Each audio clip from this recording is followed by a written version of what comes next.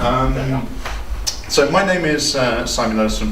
I work as a product developer at Redgate Software down in Cambridge. I work on a lot of our new innovation products. So all sorts of things, big data, JavaScript, you name it.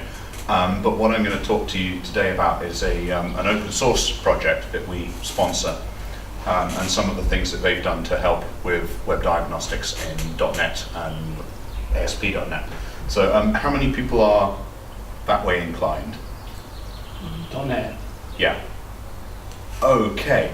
I'll also give you some general, some sort of general points about the kind of philosophy behind it, what we're trying to achieve with it, and in fact it is a sort of framework platform approach product, which will hopefully give you some sort of idea of, or can actually be ported over to other platforms and provide the same sort of insight. So let's talk about diagnostics for the web.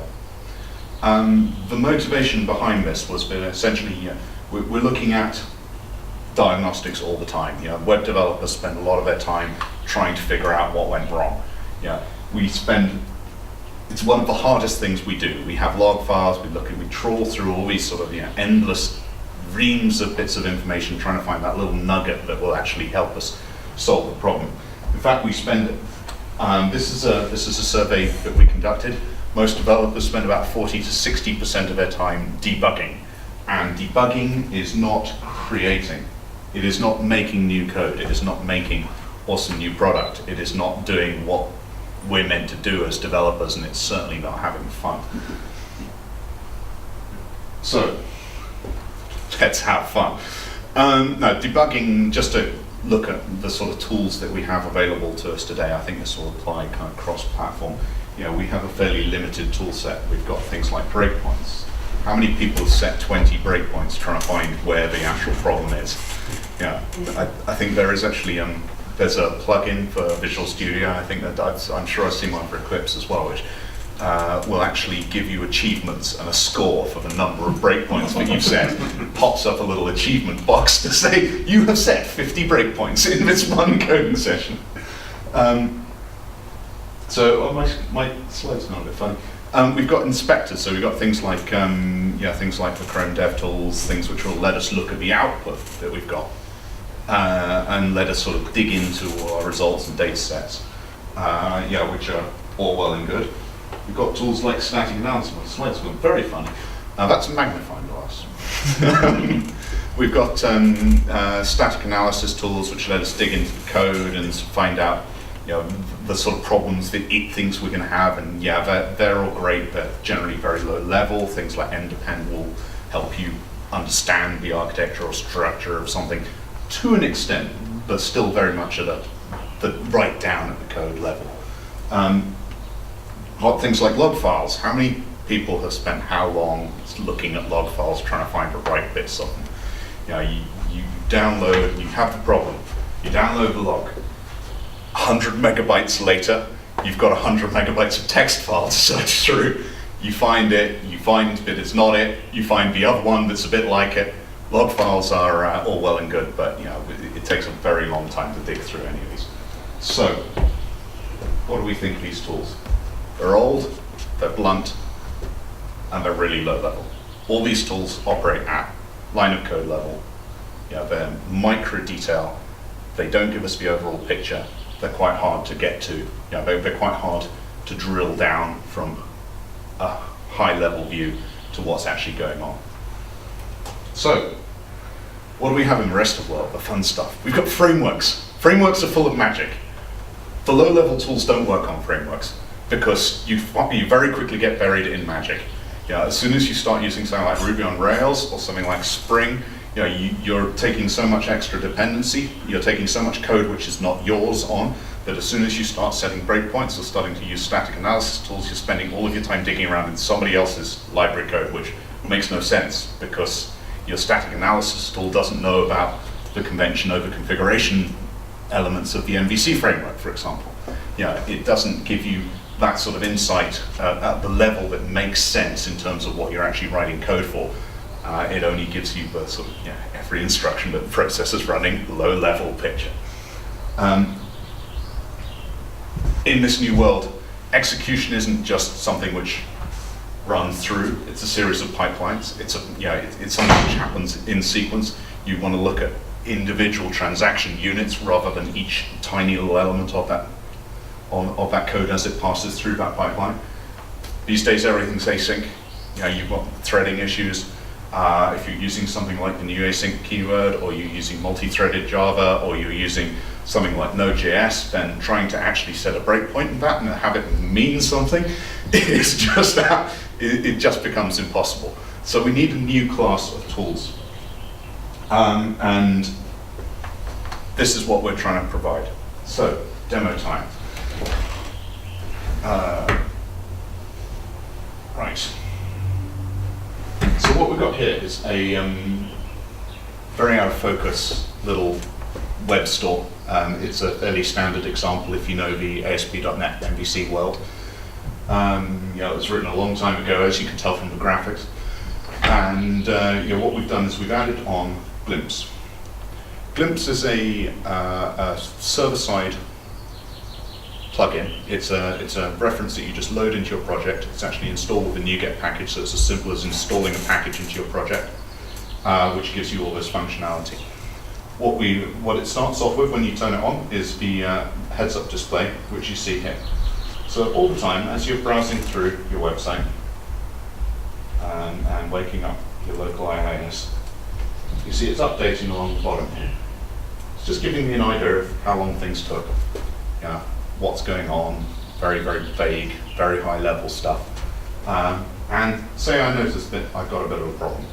I want to dig into that. I can hover over it, get the next level down. I can start to drill into this information and start to see where my problems are coming from.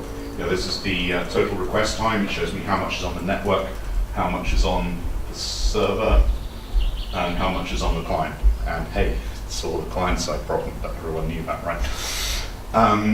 We've got information about the actual framework. So one of the beauties of Glimpse is it is actually aware of the framework that you're using. This is information about how MVC has routed your request, so how the URL has turned into actual running code. So it's giving you that sort of framework level stuff, and the timings, bit of performance around that. Again, fairly high level stuff. There's no Ajax on this page, but it'll also record any of your Ajax requests and then let you drill into those in exactly the same way as you do with a normal page request. So say we want to go a bit deeper. We can expand Glimpse out to provide this full interface with a lot of tabs. Now this is, I don't know if any of the Java developers have used anything like Spring Insight. It's not dissimilar to that, but instead of being a separate page, it's actually embedded within your page, so you can kind of keep it in the context of your application and understand what is causing what, essentially. So we've got a variety of information here, which is particularly useful. You've got all your server configuration sites. You've got all your passwords, all your data sources. Very, very useful for when you're trying to dig up that bug of why on earth did that piece of data not change. Oh yes, it's because I'm pointing at the wrong database. You've got all your environment settings, so you can start to dig into things like the server, what's going on in the server environment, what sort of cultures are happening. If you're dealing with something like an international site, then cultures become very important. You start to have things like weird sort orders coming out of that, or weird display, or weird formatting issues. It's very useful to be able to kind of just get a very fast view of what's actually happening on the server from that point of view. The execution tab will show you everything that's happening at a kind of granular level, so it's showing you all the blocks. For those of you who know ASP.NET MVC, you'll recognize that this is showing all the actions, all the filters, all the controller chunks. It's showing you each unit of framework that's running, rather than just the sort of blocks of code or methods that you would get with other tools. We've got a bunch of metadata here. Not very interesting for this one.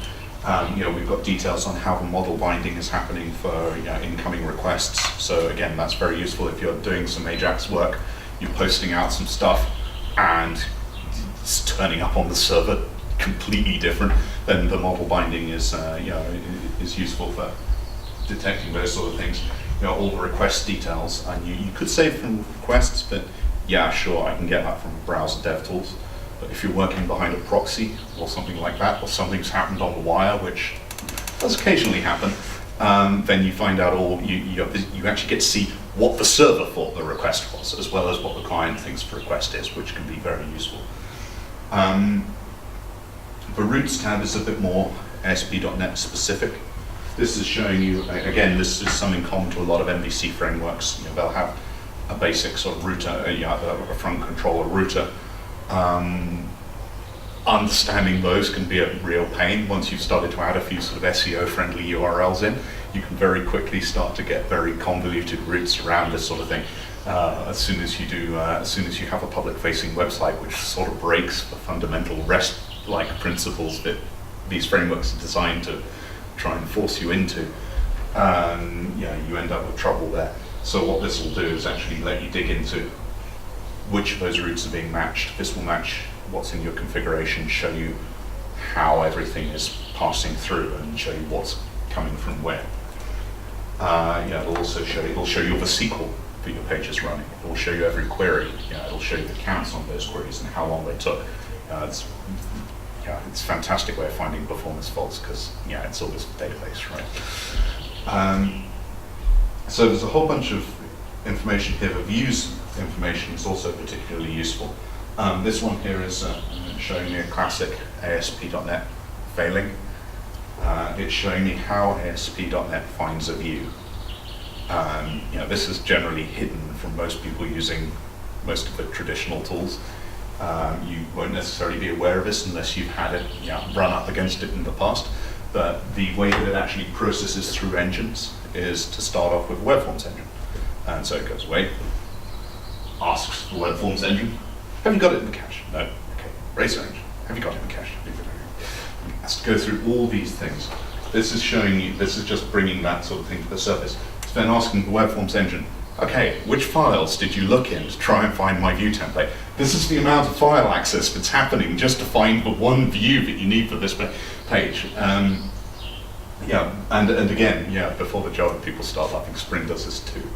View resolvers can be just as dumb. It's showing us the one that it actually finally, found, which was actually responsible for rendering the page. So that's pretty useful. We also have a very handy timeline view, which gives you the overall performance picture of that page. What this is doing is taking all that information that it's shown in detail in other areas, is parceling it up in something which should look reasonably like the Chrome DevTools timeline, which gives us a good sort of picture of what is taking our time, where we can focus on to improve our performance, and all those sort of details. We've got this is a pretty cool feature. This is the history tab. This will let us look at any previous request. If we're on if we want to just dig back into a little bit of a history, this actually keeps a revolving history of not too much. It's not going to kill your web server's memory or anything, but it keeps a revolving memory buffer of history to give you some sort of insight into that. This will also actually show you history from other clients. So if you've got a mobile website, you'll be running a website on your mobile, and that will actually appear as a client here. So I can then change the context of this to match that mobile client. And you can start to get this sort of wealth and richness of information about the browsing experience on the mobile without having to try and read. We did try it. Tabs like that are pretty unreasonable to read upon the average iPhone. So that's a kind of quick picture of some of the things that Glimpse can do. Hopefully that gives you an idea of what makes it better than the average or low-level experience. So the way we look at it is it's giving you views at different levels.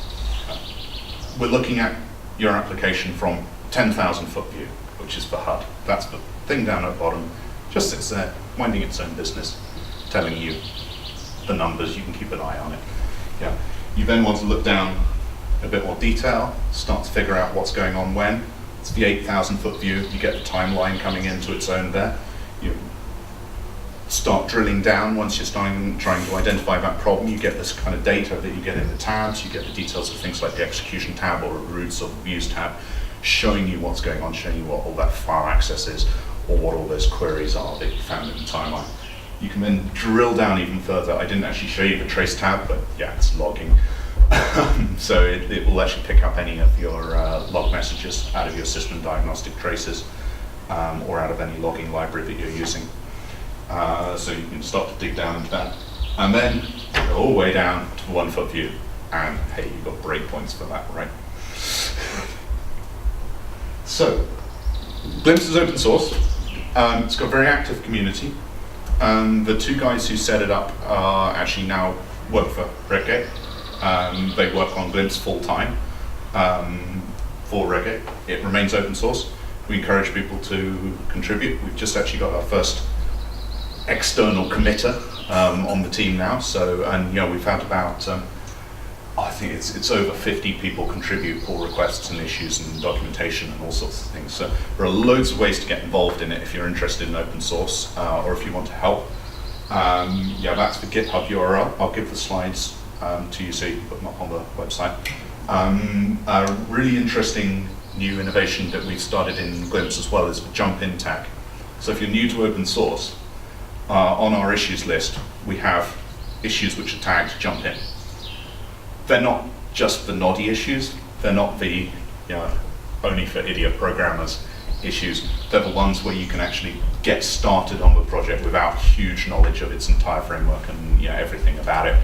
You can just kind of, a decent sized piece of work that you can contribute and that will be valuable to the community as a whole and hopefully quite rewarding for you as well. Another way to get involved is writing plugins. We've got a pretty huge set of plugin authors. I'm actually going to show you the plugin page just to show you the scale of this ecosystem.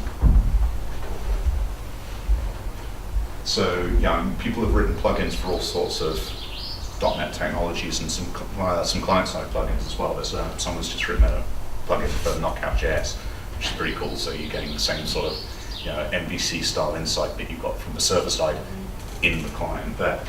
But yeah, this is just a few of our kind of top plugins that people have written for Glimpse. And you've got stuff in there covering database technologies, covering CMSs, covering logging frameworks, pretty much everything. At least so I thought. I did actually, for this talk, originally I think there was going to be a Mongo follow-up, so I had to go at writing a plugin for MongoDB. So just to show you how incredibly easy it is to get involved or get started running a plugin, I'm going to show you my very, very quick, very bad plugin code. Can anyone read that? Focus.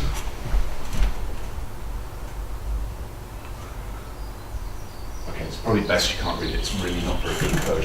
The point here fundamentally is that there's very little of it. All I've done to provide a plugin which provides me with all the query details for my Mongo connection and produces me a beautiful little tab, everything nicely formatted in the Glimpse style, is that. I've just given it a few basic methods, a name, I've given it some documentation, because everyone loves writing documentation, right? And all I've had to do, to implement that is just implement this one method, get data, which then just goes away, does some Mongo stuff, but that's all just Mongo specific stuff, and just dumps out an object. The Glimpse framework handles all the rest of it. If you want to get fancy about formatting, then there's a really interesting Fluent API, which probably don't have time to go into at this point. Yeah, so just to show you the output results of that. Here is my Mongo plugin. If my Mongo daemon hasn't died somewhere, then I can start to see things like my full set of Mongo queries and everything that's transacted between my application and the Mongo server down at the bottom there, give or take a few weird system calls that I thought we didn't need to see. So yeah, that's how easy it is to write plugins. We've seen a lot of people contribute plugins for public frameworks. We've also seen people using plugins for their own applications. So if you've got something like, if you're looking at something like a shopping cart application, for example. You might be interested in what's in the cart if you're trying to display or you're trying to debug a problem with a summary display of a cart or something like that. Yeah. Basic glimpse will give you what's in your session. Yeah, it's got cart ID. What I might then want to do is instead of trying to have to mess with my page to be able to output extra data to see what was actually behind that cart number, or instead of having to write a separate diagnostics page to just dump out the raw whatever's in the cart, what I can do is just write that simple plugin, just implement that one method, and I've then got a tab built into Glimpse which will automatically format out that data in a relatively sensible fashion. So it's really handy for those kind of quick, whenever you feel like you're going to need to write a diagnostics page and start writing views for it and start writing representations for it and start worrying about security impacts of that. What you can do with this is just very easily, without having to mess with your real code, with the key core business code, you can just write this little plugin which just does the job and provides you all the diagnostic stuff you need. I really like that because it lets me keep my code really clean. I don't have debugging code in my real code. I can separate it out, so it's got a lovely separation of concerns, which I think is generally quite a good principle. Let's see, what else we got? I've got a bunch of some interesting little URLs. There's a great little article by Scott Allen about his effort of writing a plugin. He wrote a plugin for a database engine, I forget which one. It took him about an hour from learning the whole thing. There's a bunch of extensibility points. We've got quite good documentation on GitHub, on Wiki, about that and all the various things you can do.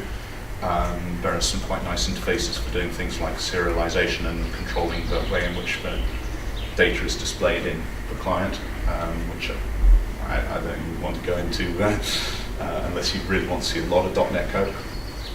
I like .NET code. Right, later. Or private viewing. Yeah. Not that much.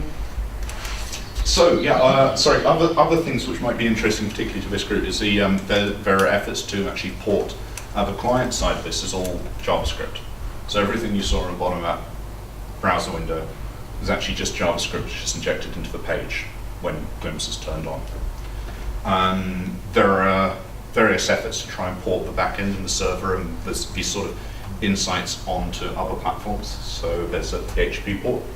It's not particularly maintained. If anyone wants it.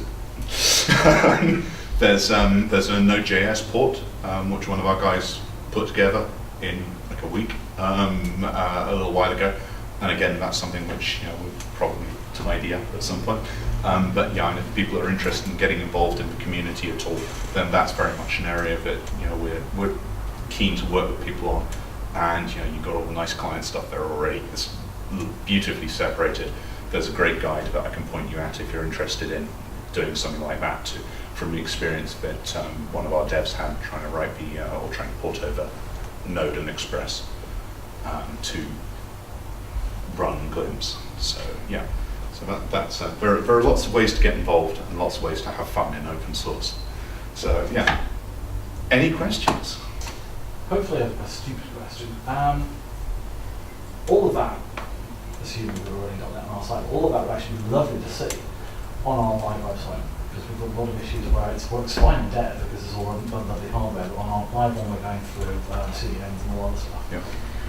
But it strikes me as a massive security concern having it running on your live website.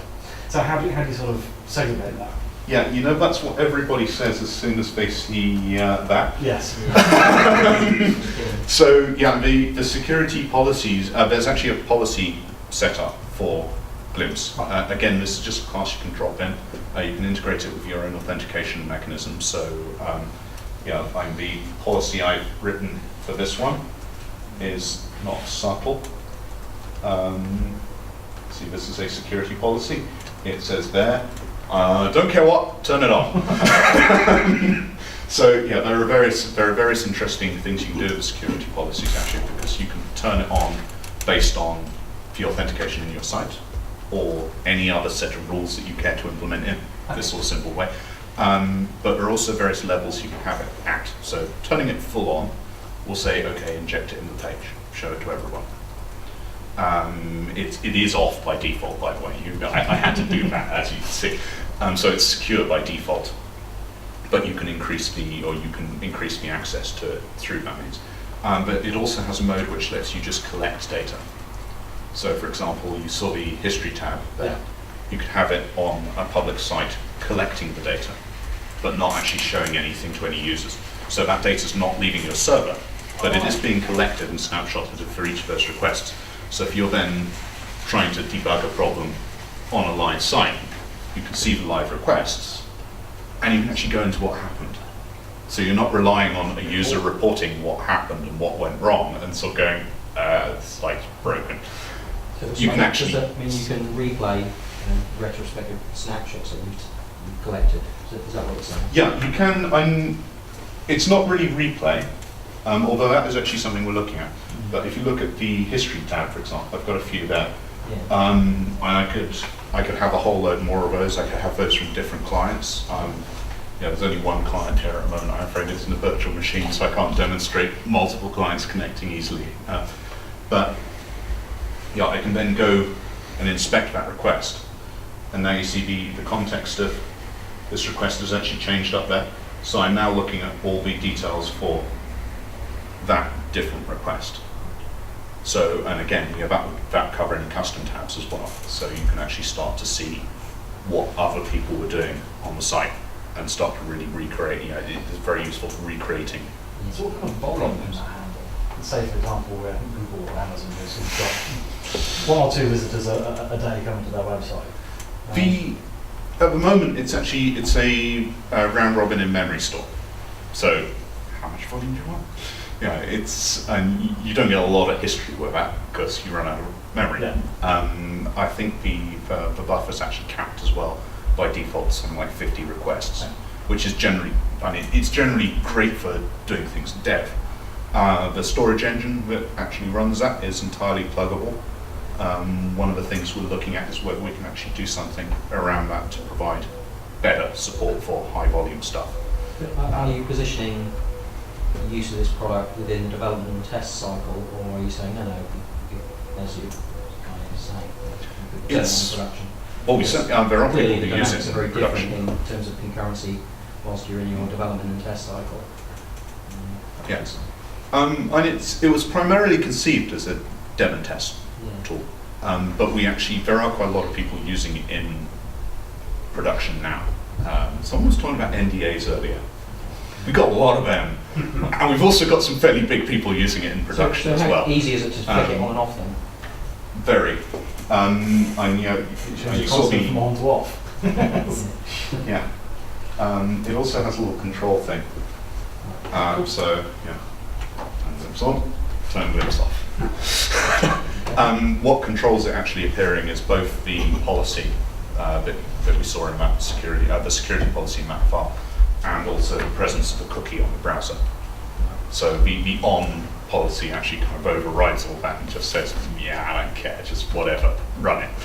But yeah, there's also the cookie control policy, which means you need to go to this page to turn it on, which doesn't make for a slick demo. Actually, this is quite a useful page as well if you want to see the kind of, what's available in it, the tabs that you've got loaded, which plugins you've got installed. This is actually what you've seen here is pretty much base vanilla out of the box glimpse.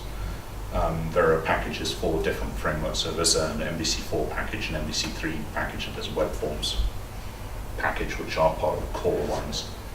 We also support Entity Framework out of the box. But yeah, then of course you can add all these community plugins which support all sorts of weird and wonderful things. So yeah, it's quite a good plugin for Elma, which is pretty popular, for RavenDB and various other things. So yeah, they're doing quite well. Good one for Link as well. So yeah, that's how you turn it off. If you're purely collecting data and not showing the front end, what kind of performance hit do you see? There is some overhead. Yeah. It's not. I mean, because of the nature of this, we've actually done a huge amount of performance work on this. About a year ago, I would have said, don't put this on production, just don't. But actually, we've got this down to, the overhead really is in a few milliseconds. It's not that significant. The timings that you were seeing there on those requests, those server timings are including, there's no compensation for glimpse in that. So that's 59 milliseconds on a request, and I think maybe 5 of those might have been glimpse. So it's at most. So actually, it's pretty efficient from that point of view. It does some on the inside. What it tends to do is where it hooks into the frameworks where it can for maximum efficiency. So it uses the eventing in frameworks and drivers to try and get the most efficiency it can out of that. But where it can't do that, it uses castle dynamic proxies, which are pretty fast. So it weaves its own code in very efficiently. So yeah, it's not a huge performance overhead. Really impressive. Yeah. Any more questions? One final one. You said the PHP port isn't maintained. Does it actually work? I argue with PHP on weekends. Let's say program. It's quite useful to have something like this. I don't actually know the status of the PHP port, to be Seen honest. that it works, but it hasn't been maintained for 2 years. Right. Mm. So usually, Yeah, actually the client has come on quite a lot in the last 2 years. Because obviously we took it under our wing about a year ago. And so it's now got 2 full-time devs on it. It's moved a lot, and it'll still be completely compatible with that. The PHP thing won't take advantage of stuff like the new HUD right. side of things. So you won't get this kind of fancy on the PHP thing. But that's relatively easy to implement on the back end. So if you want to argue with the PHP port, then we'll happily set you up with the maintainers, and I'm sure they will happily let someone make it work. So yeah, and if anyone's interested in getting involved in any of it, or interested in open source in general, then do just let me know. And I'll get in trouble if I don't say it. We're hiring experienced developers down in Cambridge at the moment, so if anyone's interested in that, then also let me know. Okay. Any other questions? Oh, if you. No. Okay. Cool. Excellent.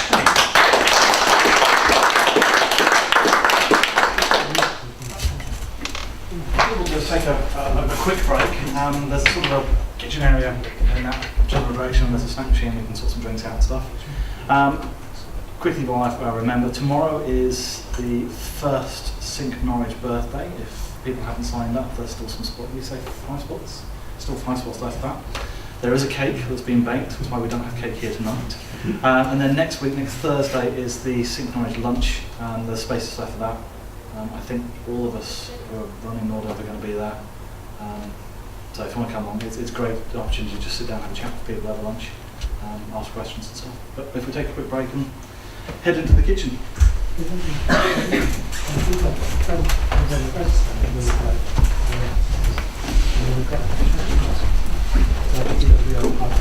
Yet again, a cool thing that I can't have because I